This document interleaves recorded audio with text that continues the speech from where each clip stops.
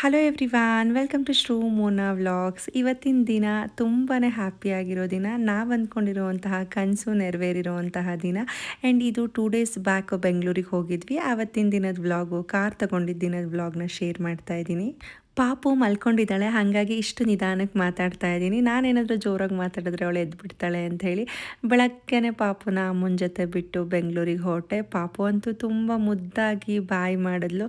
ಅದನ್ನ ನೋಡಿದ್ರೆ ಖುಷಿ ಆಗ್ತಾಯಿತ್ತು. ಎಷ್ಟು ಸೈಲೆಂಟಾಗಿದೆಯಾ ಮಗಳೇ ಅಂದ್ಕೊಂಡು ಲಿಪಿನ ಹಾಗೆ ಸ್ಕೂಲಿಗೆ ಡ್ರಾಪ್ ಮಾಡೋಣ ಅಂತ ಹೇಳಿ ಲಿಪಿನೂ ಕರ್ಕೊಂಡ್ವಿ. ಪಾಪಗಿನ್ನ ಏನೂ ಗೊತ್ತಾಗಲ್ಲ, ಇನ್ನೊಂದು ಸ್ವಲ್ಪ ದಿನ ಹೋದರೆ ಅಳ್ತಾಳೆ ಅಂತ ಅನಿಸುತ್ತೆ. ನಾವು ಫಸ್ಟು ಹೆಬ್ಬಾಳಲ್ಲಿರುವಂತಹ ವಿವಾ ಟೊಯೋಟಾಗೆ ಬಂದ್ವಿ. ಕಾರ್ಗೆ ಏನೆಲ್ಲ ಆಕ್ಸೆಸರೀಸ್ ಬೇಕು. ಆ್ಯಂಡ್ ಕಾರ್ ಡೆಲಿವರಿ ಫ್ರೈಡೇ ಇತ್ತಲ್ವ, ಕರೆಕ್ಟಾಗಿ ಕೊಡ್ತಾರೋ ಇಲ್ವೋ ಅಂತ ಭಯ ಇತ್ತು. ಬಿಕಾಸ್ ನಾವು ಹಾಸನಲ್ಲಿ ಬುಕ್ ಮಾಡಿರಲಿಲ್ಲ, ಬೆಂಗಳೂರಲ್ಲಿ ಕಾರ್ನ ಬುಕ್ ಮಾಡಿದ್ವಿ. ಆಲ್ಮೋಸ್ಟ್ 5 ಮಂತ್ಸ್ ವೆಯ್ಟಿಂಗ್ ಪೀರಿಯಡ್ ಇತ್ತು. ಹಾಗಾಗಿ ಹೋಗ್ಬಿಟ್ಟು ಏನೆಲ್ಲ ಬೇಕು ಏನೆಲ್ಲ ಬೇಡ ಪ್ರತಿಯೊಂದನ್ನು ನೋಡ್ಕೊಂಡ್ವಿ. ಆ್ಯಕ್ಚುಲಿ ಮೋಹನ್ ತುಂಬ ಬ್ಯುಸಿ ಇದ್ದರು, ಆದ್ರೂ ನಾನು ಚಿಕ್ಕಪೇಟೆಗೆ ಹೋಗಬೇಕು, ಕೆಲವೊಂದು ಐಟಮ್ಸ್ನ ತೊಗೊಬೇಕು ಅಂತ ಹೇಳಿಬಿಟ್ಟು ಕಾರಿಂದ ಕೆಲಸ ಮುಗಿಸಿ ಹೋದ್ವಿ. ಚಿಕ್ಕಪೇಟೆಯಲ್ಲಿ ರಾಘವೇಂದ್ರ ಟಿಫಾನೀಸಲ್ಲಿ ತಿಂದ್ವಿ ಆಯಿತಾ. ಎಷ್ಟು ರುಚಿಯಾಗಿತ್ತು, ಅಷ್ಟು ರಶಲ್ಲೂ ಕೂಡ ಅಷ್ಟು ಟೇಸ್ಟಿಯಾಗಿತ್ತು. ನನಗಂತೂ ಫುಲ್ ಖುಷಿಯಾಯಿತು. ಹೀಗೇ ನನಗೆ ಗೊತ್ತಿರೋರ ಹತ್ರ ಕೇಳಿಕೊಂಡು ಎಲ್ಲಿ ಈ ಥರ ಬ್ರಾಸ್ ಐಟಮ್ ಸಿಗುತ್ತೆ ಅಂತ ಹೇಳಿ ನೋಡಿದೆ. ಆ್ಯಕ್ಚುಲಿ ಅವ್ರು ಹೇಳಿದ್ದು ಶಾಪು ಮತ್ತು ಅದರ ಅಕ್ಕಪಕ್ಕ ಎಲ್ಲ ಕಡೆನೂ ಇದೇ ಥರ ಬ್ರಾಸ್ ಐಟಮ್ಸ್ಗಳಿತ್ತು ಆಯಿತಾ. ಅದನ್ನು ಕೂಡ ನೋಡಿ ನನಗೆ ಕೆಲವೊಂದು ಇಷ್ಟ ಆಯಿತು, ಅದನ್ನು ಪರ್ಚೇಸ್ ಮಾಡಿದೆ. ಮೋನಿಗಂತೂ ಆ ದೀಪ ಕೊಡಿಸಿ ಅಂತ ಕೇಳಿದೆ, ಸರಿ ಆಯಿತು ಅಂತ ಹೇಳ್ಬಿಟ್ಟು ಕೊಡಿಸಿದ್ರು. ಆಲ್ಮೋಸ್ಟ್ ಏನೆಲ್ಲ ತೊಗೊಬೇಕು ಅಂತ ಅಂದ್ಕೊಂಡಿದ್ದೆ ಅದಕ್ಕಿಂತ ಜಾಸ್ತಿನೇ ತೊಗೊಂಡೆ. ಬಟ್ ಇನ್ನು ಕೆಲವೊಂದು ಐಟಮ್ಸ್ನ ನೋಡಿದ್ದೀನಿ. ಆ್ಯಂಡ್ ಒಂದೇ ಸತಿ ಹೆವಿ ಇನ್ವೆಸ್ಟ್ ಮಾಡೋದು ಬೇಡ, ನೆಕ್ಸ್ಟ್ ಟೈಮ್ ತೊಗೊಳ್ಳೋಣ ಅಂತ ಹೇಳಿಬಿಟ್ಟು ಅರೌಂಡ್ ಒಂದು 35,000 ಆಯಿತು. ಅದನ್ನು ಮೋಹನ್ ಹತ್ರ ಕೊಡಿಸಿಸ್ಕೊಂಡು ಬಂದೆ. ಬೇಡ ಇದು ಒಂದು ಸಾಕು ತಗೋ ಅಂತ ಇದ್ರು. ಇಲ್ಲ ದೀಪ ಕೊಡಿಸಿ ಪ್ಲೀಸ್ ಅಂತ ಹೇಳಿಬಿಟ್ಟು ದೀಪನೂ ಕೊಡಿಸ್ಕೊಂಡು ಬಂದೆ. ಅಷ್ಟೊತ್ತಿಗೆ ಚಿಕ್ಕಪೇಟೆಯಲ್ಲಿ ಮಳೆ ಸ್ಟಾರ್ಟ್ ಆಗಿಬಿಡ್ತು. ಮಳೆ ಹೇಗೆ ಅಂತ ಅಂದರೆ ನೆಲದಲ್ಲಿ ಕಾಲಿಟ್ಟು ನಡ್ಕೊಂಡು ಬರೋಕ್ಕಾಗಲ್ಲ. ನಾವು ಬ್ರಾಸ್ ಐಟಮ್ ಎಲ್ಲ ತೊಗೊಂಡಿರೋದನ್ನು ಮೋಹನ್ ಇಟ್ಕೊಂಡಿದ್ರು. ಮೋಹನ್ ಒಂದು ಪ್ಲೇಸಲ್ಲಿ ಕೂತಿದ್ರು ಆಯಿತಾ. ಕೊನೆಗೆ ಮರ್ತು ಎದ್ದೇ ಬಂದುಬಿಟ್ಟಿದ್ದಾರೆ. ಹೋಯ್ತು ನನ್ನ ಐಟಮ್ ಕಳೆದೋಯ್ತು ಅಂತ ಅಂದ್ಕೊಂಡೆ. ಕೊನೆಗೆ ಮೋಹನ್ ಪಟ್ಟಂತ ಆ ಮಳೆಲೇ ಓಡೋಗಿ ನೋಡಿದ್ರು, ಸದ್ಯ ಯಾರೂ ಎತ್ಕೊಂಡು ಹೋಗಿರಲಿಲ್ಲ, ಅಲ್ಲೇ ಇತ್ತು. ಬಟ್ ಏನೇನೋ ಪರ್ಚೇಸ್ ಮಾಡಬೇಕು ವರಮಹಾಲಕ್ಷ್ಮಿ ಹಬ್ಬಕ್ಕೆ ಅಂತ ಆಸೆ ಇಟ್ಕೊಂಡು ಹೋಗಿದ್ದೆ. ತುಂಬ ಜೋರಾಗಿ ಮಳೆ ಬಂತು. ಆ್ಯಂಡ್ ಪಾಪು ಬಿಟ್ಟು ಬಂದಿದ್ದೆ ಅಲ್ವಾ, ಹಾಗಾಗಿ ನಾನು ಅಂದ್ಕೊಂಡಿದ್ದೆಲ್ಲ ಪರ್ಚೇಸ್ ಮಾಡೋಕ್ಕಾಗಲೇ ಇಲ್ಲ. ಬರೀ ಬ್ರಾಸ್ ಐಟಮ್ಸ್ನ ತೊಗೊಂಡು ಮಾಲಿಗೆ ಬಂದ್ವಿ. ಆ್ಯಂಡ್ ಸ್ಲಿಪ್ಪರ್ ಬೇಕಿತ್ತು ಅಂತ ಹೇಳ್ಬಿಟ್ಟು ಸ್ಲಿಪ್ಪರ್ ತೊಗೊಂಡೆ. ಮೋವನ್ನು ಸ್ವಲ್ಪ ಶಾಪಿಂಗ್ ಇತ್ತು ಅಂತ ಶಾಪಿಂಗ್ ಮಾಡಿದ್ರು. ಆ್ಯಂಡ್ ಅಲ್ಲೇ ಪಕ್ಕದಲ್ಲಿ ರಾಮೇಶ್ವರಂ ಇತ್ತು, ಅಲ್ಲಿಗೆ ಹೋಗಿ ಊಟನ ಮಾಡಿದ್ವಿ. ಆ್ಯಕ್ಚುಲಿ ಕ್ಯಾರೆಟ್ ಹಲ್ವ ಎಲ್ಲ ತುಂಬ ತಣ್ಣಗಾಗಿತ್ತು, ತಿನ್ನೋಕ್ಕೆ ಆಗ್ತಿರ್ಲಿಲ್ಲ. ತುಪ್ಪ ಎಲ್ಲ ಹಂಗಂಗೆ ಇತ್ತು. ನಾನು ತುಂಬ ಚೆನ್ನಾಗಿ ಬಿಸಿ ಬಿಸಿಯಾಗಿ ಸರ್ವ್ ಮಾಡ್ತಾರೆ ಅಂತ ಅಂದ್ಕೊಂಡಿದ್ದೆ. ಆ್ಯಂಡ್ ನೆಕ್ಸ್ಟ್ ಡೇ ಅಂದರೆ ಫ್ರೈಡೇ ನಾವು ಕಾರ್ ಡೆಲಿವರಿಗೆ ಅಂತ ಹೇಳಿಬಿಟ್ಟು ಎಲ್ಲರೂ ಹೊರಟಿದ್ದಂತಹ ದಿನ ಆಯಿತಾ. ತುಂಬಾ ಖುಷಿ ನನಗೆ. ಹಿಂದಿನ ದಿನ ರಾತ್ರಿಯೇ ನಿದ್ದೆ ಬರ್ತಾ ಇರಲಿಲ್ಲ. ಫುಲ್ ಹೊಸ ಕಾರ್ ತೊಗೊಳ್ತೀವಲ್ಲ ಅಂತ ಹೇಳಿಬಿಟ್ಟು ಎಷ್ಟೊಂದು ಜನ ನನಗೆ ಕಮೆಂಟ್ ಹಾಕಿದ್ದೀರ ಆಯಿತಾ, ಏನು ನಿಮ್ಮ ಹತ್ರ ಇರುವಂತಹ ಕಾರ್ ಕಲೆಕ್ಷನ್ಸ್ ಮಾಡಿ ಅಂತ ಹೇಳಿಬಿಟ್ಟು. ಮೇ ಬಿ ಒಂದಿನ ಅಪ್ಪನ ಕಾರು, ಕಸಿನ್ಸ್ ಕಾರು, ಅಣ್ಣನ ಕಾರು, ಈ ಥರ ಎಲ್ಲರದ್ದು ಮೋನ್ ಫ್ರೆಂಡ್ಸ್ ಕಾರು, ಈ ಥರ ನಾನು ಓಡಾಡಿದಾಗ ವೀಡಿಯೋ ಕ್ಲಿಪ್ಪಿಂಗ್ಸ್ನ ತೆಗ್ದಿರ್ತೀನಲ್ವ. ಹಾಗಾಗಿ ಕೆಲವ್ರು ಏನು ಅಂದ್ಕೊಂಡಿದ್ದಾರೆ, ನನ್ನ ಹತ್ರ ತುಂಬ ಕಾರ್ಗಳಿದೆ ಅಂತ ಅಂದ್ಕೊಂಡಿದ್ದಾರೆ. ನೋಡಿ, ಯಾರನ್ನೇ ಒಬ್ಬರನ್ನಾದರೂ ಅಷ್ಟೇ ಒಂದು ವೀಡಿಯೋ ಆಗಿರ್ಬೋದು, ಫೋಟೋದಲ್ಲಾಗಿರ್ಬೋದು ನೋಡಿ ಜಡ್ಜ್ ಮಾಡಬಾರ್ದು.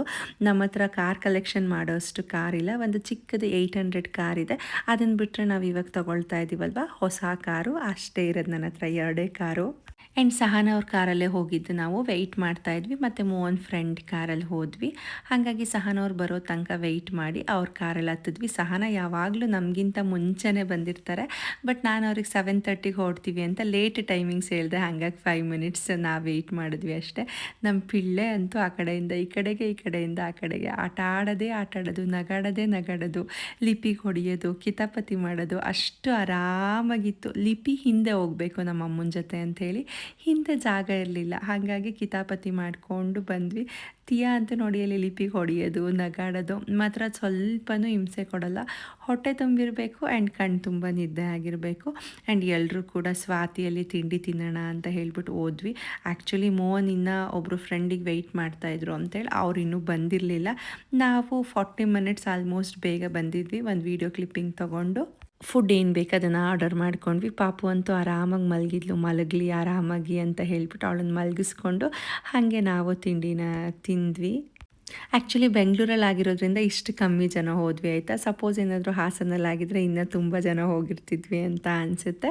ನಮ್ಮ ಫ್ಯಾಮಿಲಿ ಮತ್ತು ಮೋಹನ್ ಫ್ಯಾಮಿಲಿ, ಸಹನ್ ಅವ್ರ ಫ್ಯಾಮಿಲಿ ಆ್ಯಂಡ್ ಮೋಹನ್ ಫ್ರೆಂಡ್ಸು, ನಮ್ಮ ಅಣ್ಣ, ಕಸಿನ್ಸು ಇಷ್ಟು ಜನ ಹೋಗಿದ್ವಿ ನಾವು. ಆ್ಯಂಡ್ ನಾವು ತಿಂಡಿ ತಿಂದು ಆಗೋ ಅಷ್ಟೊತ್ತಿಗೆ ಆಲ್ಮೋಸ್ಟ್ ಒಂದು 30 ಮಿನಿಟ್ಸ್ ಆಗಿತ್ತು. ಅಷ್ಟೊತ್ತಿಗೆ ಮೋಹನ್ ಅವರು ಕೂಡ ಬಂದರು. ಆ್ಯಂಡ್ ಪಾಪುನು ಮಲಗಿದ್ಲಲ್ವ, ಆರಾಮಾಗಿ ಮಲ್ಕೊಂಡ್ಲಿ, ಎದ್ಬಿಟ್ರೆ ಕಿರಿಕಿರಿ ಮಾಡ್ತಾಳೆ ಅಂಥೇಳಿ ನಾನು ತಿಂಡಿ ತಿಂದೆ. ಅಷ್ಟೊತ್ತಿಗೆ ಪಾಪುನ ಸ್ವಲ್ಪ ಹಿಂಗೆ ಆ ಕಡೆ ಈ ಕಡೆ ಕೈ ಅಲ್ಲಾಡಿಸ್ಬಿಟ್ಟೆ ಅಲ್ಲ ನಾನು ಎತ್ಕೊಂಡಿರೋಳಿಗೆ. ಹಾಗಾಗಿ ಅವಳು ಸ್ವಲ್ಪ ಎದ್ಲು. ಸರಿ ಒಳ್ಳೇದಾಯಿತು ಎದ್ದಿದ್ದು. ಅವಳಿಗೆ ಹೊಟ್ಟೆ ತುಂಬ ತಿಂಡಿ ತಿನ್ಸೋಣ ಅಂತ ಹೇಳಿಬಿಟ್ಟು ರಾಗಿ ಸರಿನ ಬೆಳಗ್ಗೆನೇ ಮಾಡ್ಕೊಂಡಿದ್ದೆ. ನಾನು ಎಲ್ಲಾದರೂ ಟ್ರಾವೆಲ್ ಮಾಡೋದಾದರೆ ಅವಳಿಗೆ ಒನ್ ಟೈಮಿಗೆ ನಾನು ಮಾಡ್ಕೊಂಡು ಬಿಡ್ತೀನಿ, ಅವಳಿಗೆ ರಿಸ್ಕ್ ಆಗಬಾರ್ದು ಅಂತ ಹೇಳಿಬಿಟ್ಟು. ಹಾಗಾಗಿ ಅವಳಿಗೂ ಕೂಡ ಬಚ್ಚಗಿತ್ತು, ಅದನ್ನು ತಿನ್ನಿಸ್ಕೊಂಬಿಟ್ಟು ಅಲ್ಲಿಂದ ಹೊರಟ್ವಿ. ಏನಪ್ಪ ಅಂತಂದರೆ ಪ್ರತಿಯೊಬ್ಬರು ಲೈಫಲ್ಲೂ ಕೂಡ ತುಂಬ ಆಸೆಗಳಿರುತ್ತೆ, ಕನಸುಗಳಿರುತ್ತೆ. ಹೊಸ ಕಾರ್ ತೊಗೋಬೇಕು, ಮನೆ ತೊಗೊಬೇಕು, ಇಲ್ಲ ಆ ಬಟ್ಟೆ ತೊಗೊಬೇಕು, ಒಡವೆ ತೊಗೊಬೇಕು ಅಂತ ಹೇಳಿಬಿಟ್ಟು. ಮನುಷ್ಯ ಅಂತ ಅಂದಮೇಲೆ ಆಸೆ ಅನ್ನೋದು ಇದ್ದೇ ಇರುತ್ತೆ. ಬಟ್ ಆಸೆಗೂ ಒಂದು ಲಿಮಿಟ್ ಇರುತ್ತೆ ಅಲ್ವಾ. ಅದೇ ಥರ ನಾನು ಅಷ್ಟೇ ನನ್ನ ಜೀವನದಲ್ಲಿ ಕೆಲವೊಂದು ಲಿಮಿಟಿಂದ ಆಸೆಗಳನ್ನ ಇಟ್ಕೊಂಡು ಬಂದೆ. ಪ್ರತಿ ಸಲ ಕಾರ್ ತೊಗೊಳ್ಬೇಕಾದ್ರೂ ಅಷ್ಟೇ ಹೊಸದು ಶೋರೂಮ್ ಕಾರ್ ಯಾವಾಗಲೂ ತೊಗೊಂಡಿರಲಿಲ್ಲ. ಇದೇ ಫಸ್ಟ್ ಟೈಮ್ ನಾನು ಶೋರೂಮ್ ಕಾರ್ ತೊಗೊಳ್ಳೋಣ, ಏನಕ್ಕೆ ಯಾವಾಗಲೂ ಸೆಕೆಂಡ್ ಹ್ಯಾಂಡ್ ತೊಗೊಂಡು ಸೇಲ್ ಮಾಡ್ತೀರಾ ಅಂತ ಕೇಳ್ತಾನೆ ಇದೆ. ಸರಿ ಆಯಿತು ಬಿಡು, ಈ ಸತಿ ತೊಗೊಳ್ಳೋಣ ಅಂತ ಹೇಳಿದ್ರು. ಅಂದರೆ ಮೋನ್ಗೆ ಹೆಂಗೆ ಅಂತ ಅಂದರೆ 1-2 ಇಯರ್ಸ್ ಕಾರ್ನ ಯೂಸ್ ಮಾಡಿಬಿಟ್ಟು ಸೇಲ್ ಮಾಡಬೇಕು. ಕಾರ್ನ ಮತ್ತೆ ಅದನ್ನೇ ಓಡಿಸೋದಕ್ಕೆ ಇಷ್ಟನೇ ಆಗಲ್ಲ. ಹಾಗಾಗಿ ಯಾವಾಗಲೂ ಬೈ ಮಾಡೋರು, ಸೇಲ್ ಮಾಡೋರು. ಆಲ್ಮೋಸ್ಟ್ ನಾನು ನೋಡಿರೋ ಹಂಗೆ ಒಂದು 10-15 ಕಾರ್ನೇ ಎಕ್ಸ್ಚೇಂಜ್ ಮಾಡಿರ್ಬೋದು. ಅಂದರೆ ಸೇಲ್ ಮಾಡೋದು ಮತ್ತು ಹೊಸದು ತೊಗೊಳ್ಳೋದು ಹೀಗೆ ಮಾಡ್ತಾನೇ ಇದ್ದರು. ಇದು ಒಂದು ಕಾರ್ನ ಇವಾಗ ಶೋರೂಮ್ ತೊಗೊಂಡಿದ್ದೀವಲ್ವ, ಇದನ್ನು ಆಲ್ಮೋಸ್ಟ್ ಒಂದು 5 ಇಯರ್ಸ್ ಆದರೂ ಇಟ್ಕೊಂಡ್ರೆ ಸಾಕು ಅಂತ ಹೇಳ್ತಿರ್ತೀನಿ. ಆ್ಯಂಡ್ ಏನಪ್ಪ ಅಂತಂದರೆ ನಾವು ಅಲ್ಲಿಂದ ಟ್ರಾವೆಲ್ ಮಾಡ್ಕೊಂಬಂದಿದ್ವಲ್ವ, ಸ್ವಲ್ಪ ಟಯರ್ಡ್ ಆದಂಗೆ ಆಗಿತ್ತು ಅಂತ ಹೇಳಿಬಿಟ್ಟು ಪಾಪಗೂ ಸ್ವಲ್ಪ ಬೇರೆ ಬಟ್ಟೆನ ಹಾಕಿ ರೆಡಿ ಮಾಡಿ, ಕ್ಲಿಪ್ ಹಾಕಿ ರೆಡಿ ಮಾಡಿ. ಆ್ಯಂಡ್ ನನ್ನ ಹೇರ್ಸ್ ಕೂಡ ಸ್ವಲ್ಪ ಆ ಕಡೆ ಈ ಕಡೆ ಆಗಿತ್ತು, ಅದನ್ನೆಲ್ಲ ಸರಿ ಮಾಡಿಕೊಂಡೆ.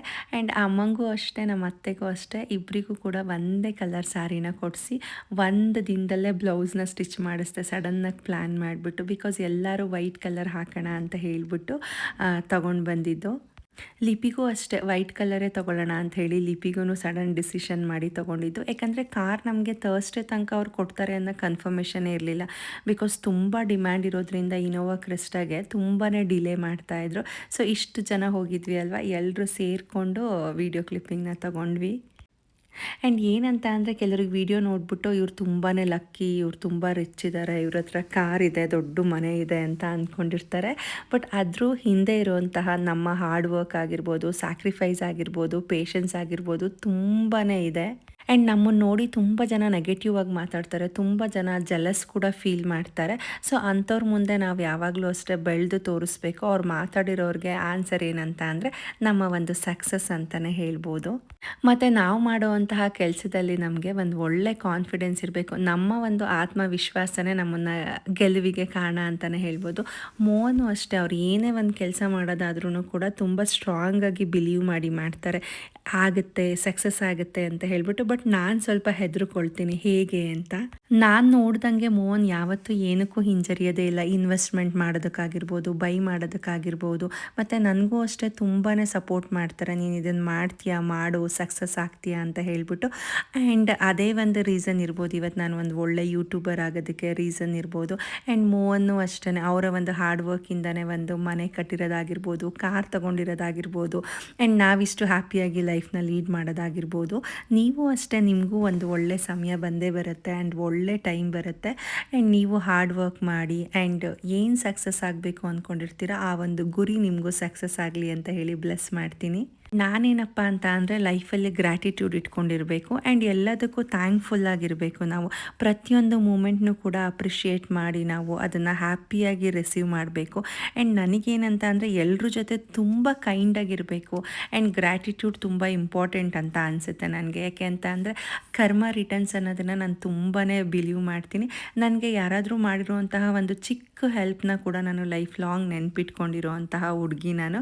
ಹಾಗಾಗಿ ನೀವು ಅಷ್ಟೇ ಎಲ್ಲರ ಜೊತೆ ಸಾಧ್ಯವಾದಷ್ಟು ಕೈಂಡಾಗಿರಿ, ಹ್ಯಾಪಿಯಾಗಿರಿ. ನಿಮ್ಮ ಕೈಯಲ್ಲಿ ಎಷ್ಟಾಗುತ್ತೆ ಅಷ್ಟು ಹೆಲ್ಪ್ ಮಾಡಿ ಆ್ಯಂಡ್ ಥ್ಯಾಂಕ್ಫುಲ್ ಆಗಿರಿ ಅಂತ ಹೇಳ್ತೀನಿ.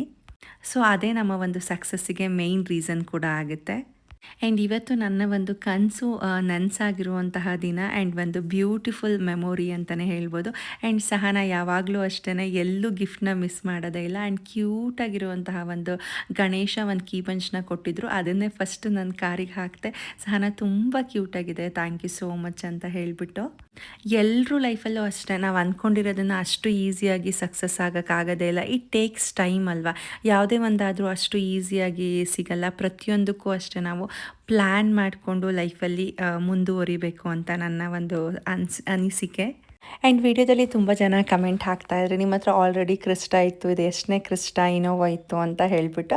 ಸೊ ವೆರಿ ಕ್ಲಿಯರಾಗಿ ಹೇಳಿದ್ದೀನಿ, ಹಳೇದಿದ್ದು ನಾನು ಸೇಲ್ ಮಾಡಿ ಸದ್ಯದಕ್ಕೆ 800ಅಲ್ಲಿ ಓಡಾಡ್ತಾ ಇದ್ವಿ ನಾವು, ಮಾರುತಿ 800ಅಲ್ಲಿ. ಅದನ್ನು ಕೂಡ ವಿಡಿಯೋದಲ್ಲಿ ನೋಡಿರ್ತೀರಾ ಅಂತ ಅನಿಸುತ್ತೆ. ಅದಾದಮೇಲೆ 5 ಮಂತ್ಸ್ ವೆಯ್ಟಿಂಗ್ ಪೀರಿಯಡಲ್ಲಿ ನಾವು ಇದನ್ನು ಬುಕ್ ಮಾಡಿ ತೊಗೊಂಡಿದ್ದು.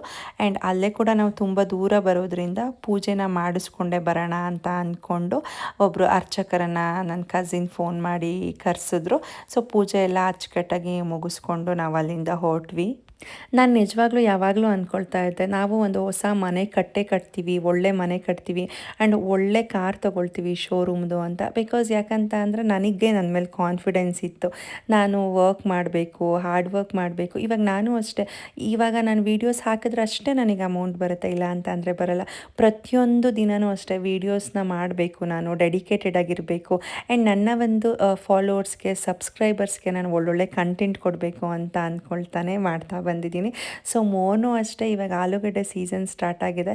ಸೊ ಅವ್ರು ರಾತ್ರಿ 1 ಗಂಟೆಗೆ ಬಂದು ಮಲಗಿದ್ರು, ಬೆಳಗ್ಗೆ 5 ಗಂಟೆಗೆ ಎದ್ದೋಗ್ತಾರೆ, ಇಲ್ಲ 4 ಗಂಟೆಗೆ ಹೋಗ್ತಾರೆ, 3 ಗಂಟೆಗೆ ಹೋಗ್ತಾರೆ. ಆ್ಯಂಡ್ ತುಂಬ ಬ್ಯುಸಿಯಾಗಿರ್ತಾರೆ ಆ್ಯಂಡ್ ತುಂಬ ಹಾರ್ಡ್ ವರ್ಕ್ ಮಾಡ್ತಾರೆ. ಆ್ಯಂಡ್ ಇಲ್ಲಿ ನನಗೆ ಗೊತ್ತಿರೋಂಗೆ ಕೆಲವರೆಲ್ಲ ಹೇಳ್ತಾರೆ ಮೋಹನ್ ತುಂಬ ಹಾರ್ಡ್ ವರ್ಕ್ ಮಾಡ್ತಾರೆ ಅಂತ ಹೇಳಿಬಿಟ್ಟು. ಆ ಒಂದು ಹಾರ್ಡ್ ವರ್ಕಿಗೆ ನಮ್ಮ ಒಂದು ಇವತ್ತಿನ ಸಕ್ಸಸ್ಸಿಗೆ ರೀಸನ್ ಅಂತ ಹೇಳ್ಬೋದು. ಸೊ ಸಾಧ್ಯವಾದಷ್ಟು ಬೇರೆಯವ್ರ ಬಗ್ಗೆ ನೆಗೆಟಿವ್ ಆಗಿ ಕಮೆಂಟ್ ಮಾಡೋದ್ರ ಬದಲು, ನೆಗೆಟಿವ್ ಆಗಿ ಮಾತಾಡಿ ನೆಗೆಟಿವಿಟಿನ ಸ್ಪ್ರೆಡ್ ಮಾಡೋದ್ರ ಬದಲು ನಾವು ನಮ್ಮ ಲೈಫಲ್ಲಿ ನಾವು ಏನು ಸಕ್ಸಸ್ ಆಗಬೇಕು ಅನ್ನೋದ್ರ ಕಡೆ ಫೋಕಸ್ ಮಾಡಬೇಕು. ಆ್ಯಂಡ್ ಕೆಲವರೆಲ್ಲ ಕಮೆಂಟಲ್ಲಿ ಹಾಕಿದ್ರು ನನಗೆ, ಅದ್ರ ನೆನೆಸ್ಕೊಂಡ್ರೆ ನಂಗೆ ನಗು ಬರುತ್ತಾಯ್ತಾ. ತುಂಬ ರಿಚ್ ಇರೋ ಹುಡುಗ ಅಂತ ನೀವು ಮದುವೆ ಆಗಿದ್ದೀರಾ, ದೊಡ್ಡ ಮನೆ ಅಂತ ನೋಡಿ ಮದುವೆ ಆಗಿದ್ದೀರಾ ಅಂತ ಹೇಳಿಬಿಟ್ಟು. ಬಿಕಾಸ್ ಯಾರಿಗೂ ನಮ್ಮ ಬಗ್ಗೆ ಏನೂ ಗೊತ್ತೇ ಇರಲ್ಲ, ಸುಮ್ಮನೆ ಜಡ್ಜ್ ಮಾಡಿ ಕಮೆಂಟ್ ಹಾಕೋದು. ನಾವು ಮದುವೆ ಆದಾಗ ಒಂದು ಪುಟ್ಟ ಬಾಡಿಗೆ ಮನೇಲಿದ್ವಿ ಆಯಿತಾ. ಆ್ಯಂಡ್ ಆವಾಗ ನನಗೆ ಅದೇ ಫುಲ್ ಖುಷಿ, ಬಾಡಿಗೆ ಮನೇಲಿದ್ದೀವಿ ಅಂತ ಹೇಳಿಬಿಟ್ಟು. ಸೊ ಈಗ ನಾನು ಬಾಡಿಗೆ ಮನೆಯಿಂದ ದೊಡ್ಡ ಮನೇಲಿದ್ದೀನಿ ಅಂತ ಹೇಳಿಬಿಟ್ಟು ನಾನು ಬೇರೆಯವ್ರನ್ನ ಟ್ರೀಟ್ ಮಾಡೋ ರೀತಿ ಆಗಿರ್ಬೋದು, ಮಾತಾಡ್ಸೋ ರೀತಿ ಆಗಿರ್ಬೋದು, ಯಾವುದೂ ನನ್ನಲ್ಲಿ ನಾನು ಚೇಂಜಸ್ ಮಾಡ್ಕೊಂಡಿಲ್ಲ. ಯಾಕೆ ಅಂತ ಅಂದರೆ ಲೈಫಲ್ಲಿ ಮರಕ್ಕಿಂತ ಮರ ದೊಡ್ಡದಂತೆ. ಸೊ ನಮಗಿಂತ ಇನ್ನೂ ದೊಡ್ಡದಾಗಿ ಇರೋರು ಇರ್ತಾರೆ. ಸೊ ಹಾಗಾಗಿ ನಾವು ಹೇಗಿದ್ವಿ ಅದೇ ಥರ ಜೀವನದಲ್ಲಿದ್ದರೆ ನಮ್ಮನ್ನು ನೋಡಿ ಒಬ್ಬರು ಕಲಿತಾರೆ. ಬಿಕಾಸ್ ನನಗೆ ತುಂಬ ಜನ ಹೇಳ್ತಾರೆ ನೀವೇನು ಚೇಂಜಸ್ ಆಗಿಲ್ಲ, ಇದ್ದಂಗೆ ಇದ್ದೀರಾ ಅಂತ ಹೇಳ್ಬಿಟ್ಟು. ಆವಾಗ ನಾನು ಹೇಳ್ತೀನಿ, ಚೇಂಜಸ್ ಯಾಕೆ ಆಗಬೇಕು, ಚೇಂಜಸ್ ಆಗೋದ್ರಿಂದ ಏನು ಯೂಸ್ ಅಲ್ವಾ. ನಾವು ಬದುಕಿದ್ದಾಗ ಚೆನ್ನಾಗಿ ಮಾತಾಡಿದ್ರೆ ನಾವು ಸತ್ತಾಗ ನಮ್ಮನ್ನು ನೆನೆಸ್ಕೊಳ್ತಾರೆ. ನಾವು ನಮ್ಮ ಮನೆಗೆ ಬಂದವರಿಗೆ ಒಂದು ಪ್ರೀತಿಯಿಂದ ಊಟ ಕೊಟ್ಟರೆ ಅದನ್ನು ಕೂಡ ನೆನೆಸ್ಕೊಳ್ತಾರೆ ಅಲ್ವಾ. ಸೊ ಲೈಫ್ ಅಂದರೆ ಇಷ್ಟೇ, ಎಲ್ಲರ ಜೊತೆ ಚೆನ್ನಾಗಿರಬೇಕು, ಎಲ್ಲರ ಜೊತೆ ಪ್ರೀತಿ ವಿಶ್ವಾಸದಿಂದ ನಡ್ಕೊಬೇಕು. ಬಟ್ ಕೆಲವರಿಗೆ ಅದ್ರ ಡಿಸರ್ವ್ ಇರಲ್ಲ ಅಲ್ವಾ. ಸೊ ಅಂಥವ್ರ ಜೊತೆ ಹೇಗಿರಬೇಕು ಹಾಗೇ ಇರ್ತೀನಿ ನಾನು ಕೂಡ. ಸೊ ಇವತ್ತಿನ ವಿಡಿಯೋದಲ್ಲಿ ತುಂಬ ಜಾಸ್ತಿ ಮಾತಾಡಿದೆ ಅಂತ ಅನ್ನಿಸ್ತಾ ಇದೆ.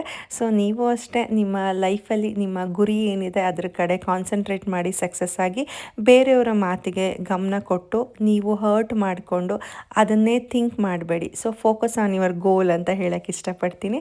ಸೊ ಕಾರೆಲ್ಲ ಡೆಲಿವರಿ ತೊಗೊಂಡು ಎಲ್ಲರೂ ಕೂಡ ಊಟನ ಮಾಡೋಣ ಅಂತ ಹೇಳ್ಬಿಟ್ಟು ಬಂದ್ವಿ. ಊಟ ಅಂತೂ ತುಂಬ ಚೆನ್ನಾಗಿತ್ತು. ಆ್ಯಕ್ಚುಲಿ ನಾವು ತುಂಬ ಲೇಟಾಗಿ ಹೋಗಿರೋದ್ರಿಂದ ನನಗೆ ಇನ್ನೂ ಆರ್ಡರ್ ಮಾಡಿದ್ರೆ ಅಲ್ಲಿ ಇರಲೇ ಇಲ್ಲ. ಆಲ್ಮೋಸ್ಟ್ 3:45 ಆಗಿತ್ತಲ್ವ, ಹಾಗಾಗಿ ಎಲ್ಲ ಮೆನು ಮುಗ್ದೋಗಿತ್ತು. ಸೊ ಊಟ ಎಲ್ಲ ಮುಗಿಸ್ಕೊಂಡು ಮನೆಗೆ ಬಂದ್ವಿ. ಮತ್ತೆ ಇನ್ನೊಂದು ವಿಡಿಯೋ ಜೊತೆ ಸಿಗ್ತೀನಿ. Thank you all. ವಿಡಿಯೋ ಇಷ್ಟ ಆಗಿದ್ರೆ ಲೈಕ್ ಮಾಡಿ, ಸಬ್ಸ್ಕ್ರೈಬ್ ಮಾಡಿ, ಕಮೆಂಟ್ ಮಾಡಿ.